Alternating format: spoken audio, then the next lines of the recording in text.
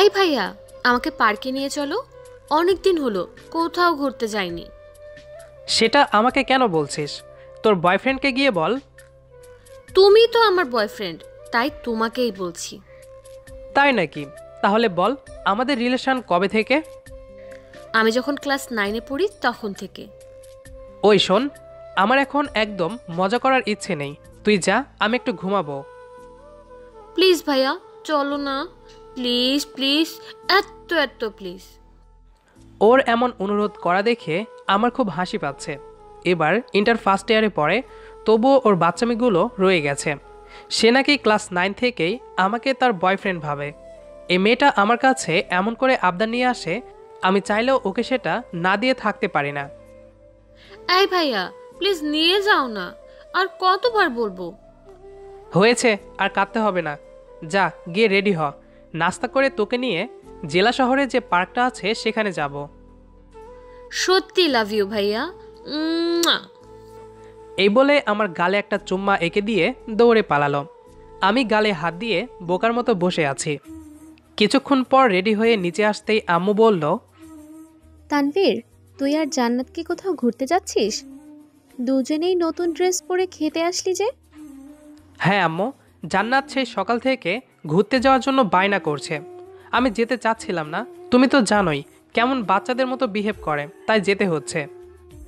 আচ্ছা ঠিক আছে, দেখে শুনে যাস। আসার সময় শহর থেকে একটা রাইস কুকার কিনে আনিস, আগেরটা নষ্ট হয়ে গেছে। আচ্ছা আম্মু। জান্নাত, তাড়াতাড়ি খাওয়া শেষ কর, বিকেলে আমার অনেক কাজ আছে। জানি তোমার শয়তান বন্ধুদের সাথে আড্ডা দিবে, তাই তাড়াহুড়ো করছো। ওই চুপ! তুই আমাদের বন্ধুদের শয়তান বলিস কোন সাহসে? তানভীর, তুই চুপ কর। ও ছোট মানুষ। জান্নাত, তুই ধীরে ধীরেই খা, ওর কথায় কান দিস না।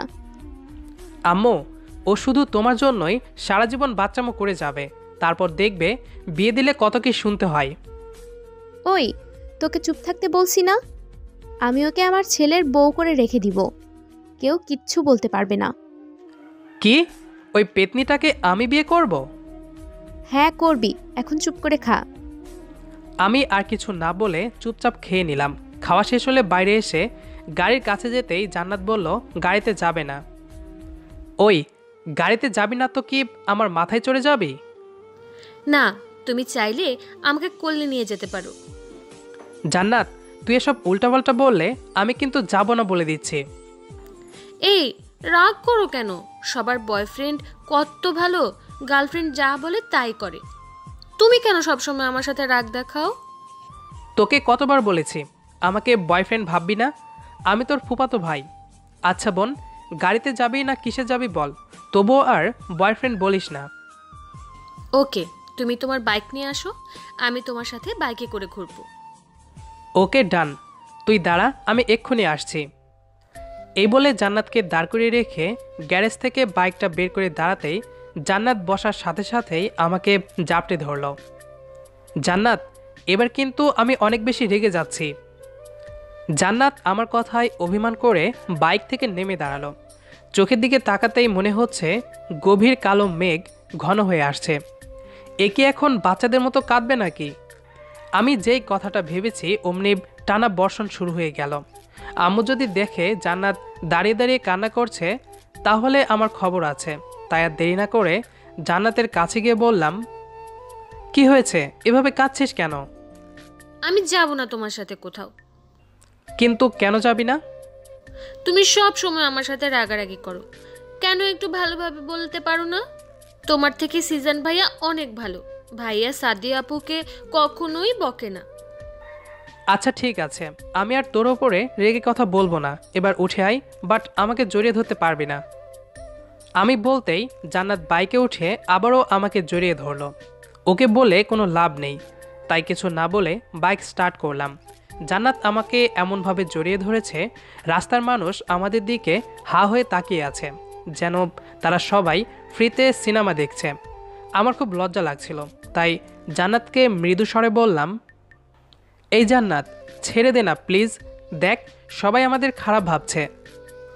আমি বলতেই জান্নাত আমাকে ছেড়ে দিয়ে ভালো করে বসল। আমি আজ সত্যিই খুব অবাক হচ্ছি। জান্নাতকে একবার বললেই কেমন কাজ হয়ে গেল।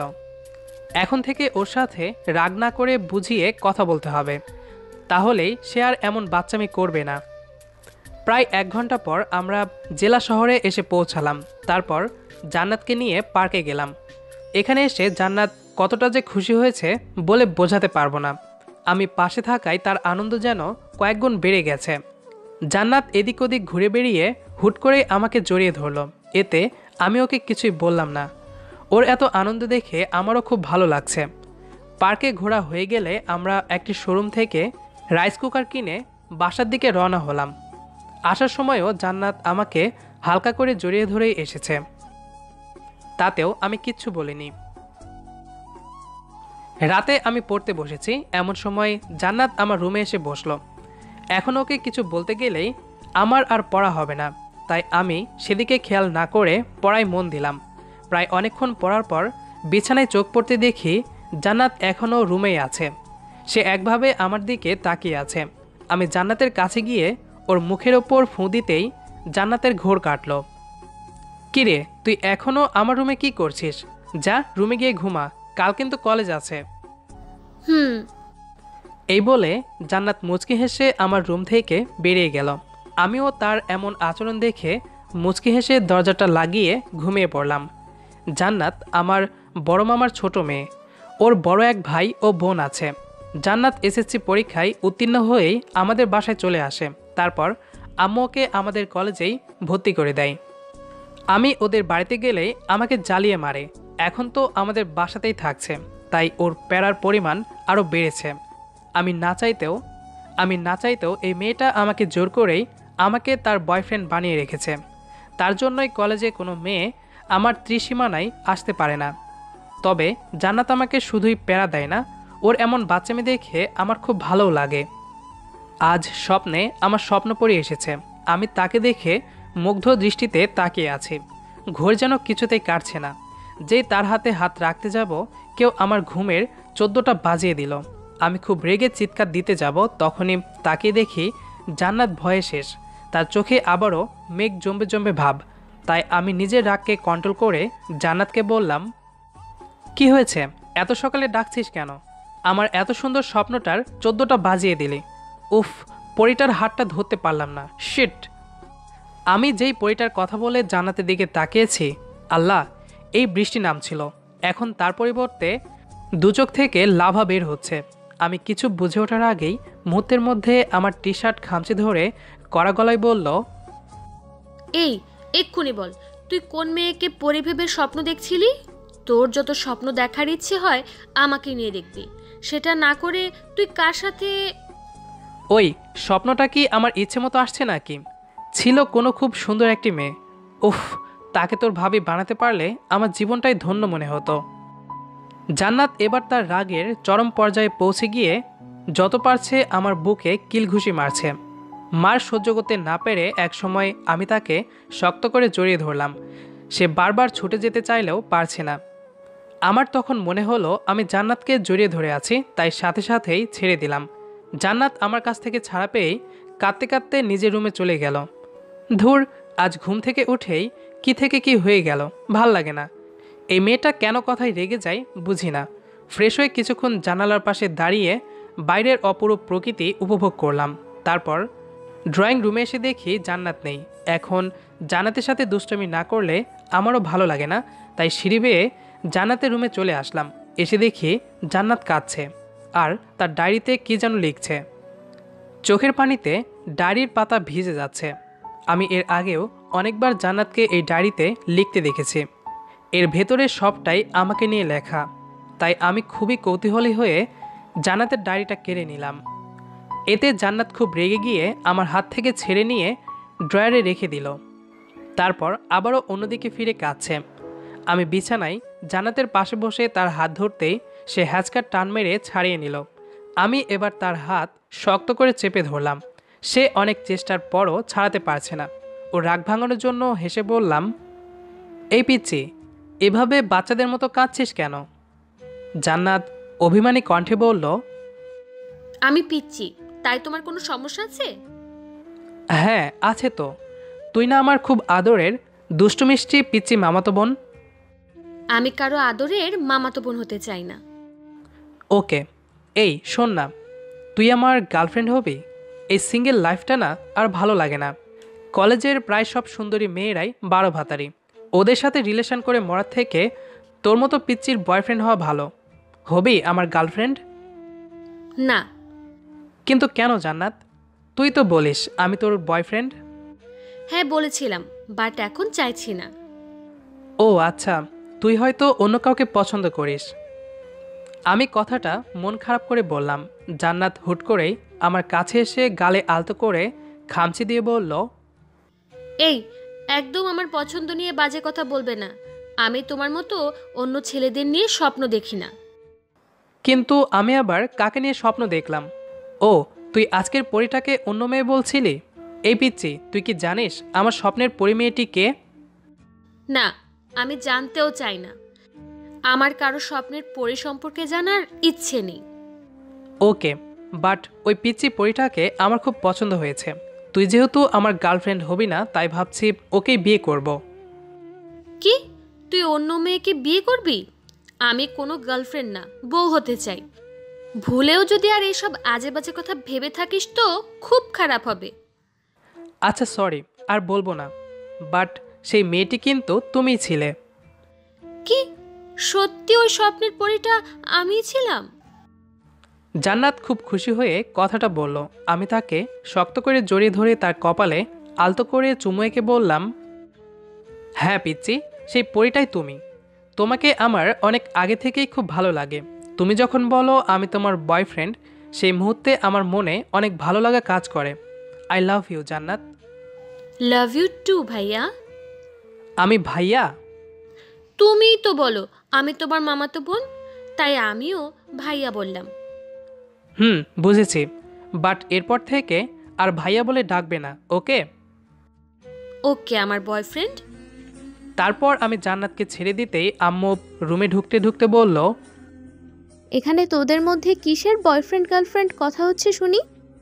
আগেই বলে রাখছি, আমরা তোদের দুজনেরই বিয়ে দিব, তাই কারো সাথে কোনো রকম রিলেশন করে লাভ নেই।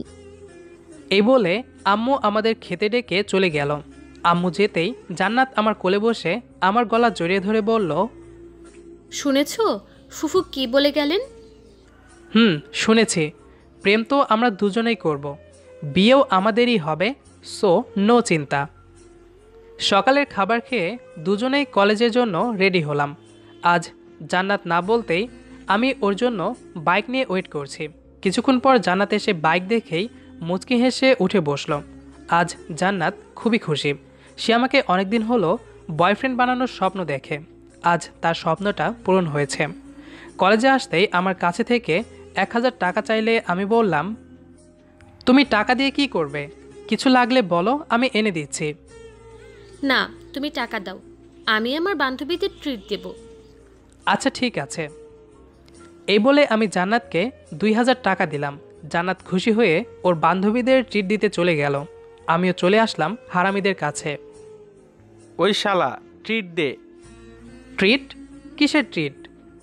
শোন দোস্ত, তুই না বললেও আমরা কিন্তু ভাবির মুখের হাসি দেখেই বুঝতে পারছি তোদের মধ্যে কিছু একটা চলছে, তাই ট্রিটটা দিয়ে দে। তোরাও হ্যাপি, আমরাও হ্যাপি। শালা, তোদের না বলতেই যে সবটা বুঝে ফেলিস, এর জন্যই তোদের উপর রাগ হয়।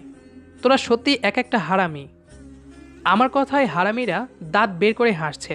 ওদের ট্রিট না দিলে আমার অবস্থা খারাপ করে ছাড়বে, তাই কিছু খাইয়ে ম্যানেজ করে দিলাম। ভাবছি ক্লাস করব না, পিচ্চি গার্লফ্রেন্ডটাকে নিয়ে কোথাও ঘুরতে যাব। অনেকক্ষণ হলো জান্নাতকে খুঁজছি, কিন্তু সে যে কোথায় আছে খুঁজে পাচ্ছি না। হঠাৎই জান্নাত এসে আমাকে শক্ত করে জড়িয়ে ধরল। দেখে মনে হচ্ছে খুবই খুশি, আর সেই সাথে অনেক লজ্জাও পেয়েছে। কি হয়েছে পিচ্চি তোমার? এতক্ষণ কোথায় ছিলে? ক্যান্টিনও দেখলাম, সেখানেও ছিলে না। আমি সাদিয়া আপুদের সাথে কলেজের পেছন দিকটায় গিয়েছিলাম, তখন ওরা আমাকে কী সব বলছিল। এই বললে জান্নাত আবারও লজ্জায় মুখে দুহাত চেপে ধরল। আমি আর তাকে কোনো প্রশ্ন করলাম না। জান্নাতের হাত ধরে টেনে স্যারের কাছ থেকে ছুটি চেয়ে দুজনে সারাদিন অনেক জায়গায় ঘুরলাম। আজকের দিনটা আমার এতটাই ভালো কেটেছে বলে বোঝাতে পারবো না। এই, তুমি আজই ফুফুকে আমাদের বিয়ের কথা বলো না। আজই রিলেশন আর আজই বিয়ের কথা বলতে হবে? প্লিজ, আমার একটা ছোট্ট বেবি চাই, তার জন্য তো বিয়ে করতেই হবে, তাই না? এই বলে জান্নাত লজ্জায় লাল হয়ে গেল। আমি তার হাতে হাত রেখে বললাম, নিজেই তো একটা পিচ্চি, আবার ছোট্ট বেবিও লাগবে? হুম, লাগবে। তুমি বিয়ে করবে কি না তাই বলো, না হলে এক্ষুনি ব্রেকআপ। তুমি কি সিরিয়াস? হ্যাঁ। আমি ওর কথা শুনে হা হয়ে গেলাম। আজ সকালেই প্রপোজ করলাম, বিকেলেই নাকি ব্রেকআপ করে দিবে। 4 বছর পর আমি ফোনের স্ক্রিনে জান্নাতের আগে তোলা ছবিগুলো দেখছি আর ওর দিকে তাকিয়ে তাকিয়ে হাসছি। সত্যি কিছুদিন আগেও জান্নাতকে পিচ্চি বলে ডাকতাম, আর আজ সেই পিচ্চিটা কতটা বড় হয়ে গেছে। জান্নাত আমাকে এভাবে হাসতে দেখে আমার বুকে হেলান দিয়ে বসে বলল, এই, তুমি আমার 4-5 বছর আগের ছবিগুলো দেখে এইভাবে হাসছো কেন? না, ভাবছি মেয়েটি পিচ্চি থাকলেও দেখতে খুব সুন্দর ছিল। কেন? এখন কি আমি দেখতে সুন্দর না? আগের থেকেও অনেক বেশি সুন্দর হয়েছ। এখন তো আমি তোমাকে যতবার দেখি ক্রাশ খাই। এই, একদম বানিয়ে বানিয়ে বলবে না কিন্তু। আরে সত্যি বলছি, তোমার কাছে বিশ্ব সুন্দরীরাও হার মানবে, আমার সোনা বউ। আমার কথায় জান্নাত কিছু না বলে চুপ করে আছে। ফোন রেখে তাকে শক্ত করে জড়িয়ে ধরে বললাম, কি হয়েছে, কিছু বলছো না কেন? ইচ্ছে করছে না। এই, কি হয়েছে বলো না। আমি তোমাকে 4 বছর আগে বলেছিলাম আমার একটা বেবি চাই, কিন্তু তুমি। সরি জান, তোমার বয়স তখন অনেক কম ছিল, তাই আমি কোনো রিস্ক নিতে চাইনি। এবার আল্লাহ যদি চান তাহলে আমি তোমাকে ছোট্ট একটি বেবি দিব। সত্যি দেবে? এই বলে জান্নাতের গালে ঠোঁট ছোঁয়ালাম। জান্নাত অনেকটা লজ্জামাখা হাসি দিয়ে আমাকে আলতো করে জড়িয়ে ধরলো। এভাবেই চলছে আমার পিচ্চি গার্লফ্রেন্ডের সাথে দুষ্টুমি। কিছুদিন আগেই আমাদের ঘর আলো করে একটা কিউট রাজকুমারী এসেছে। সবাই তাকে নিয়ে খুব খুশি। সবাই আমাদের পিচ্চি রাজকন্যার জন্য দোয়া করবেন। ভালো থাকবেন সকলে।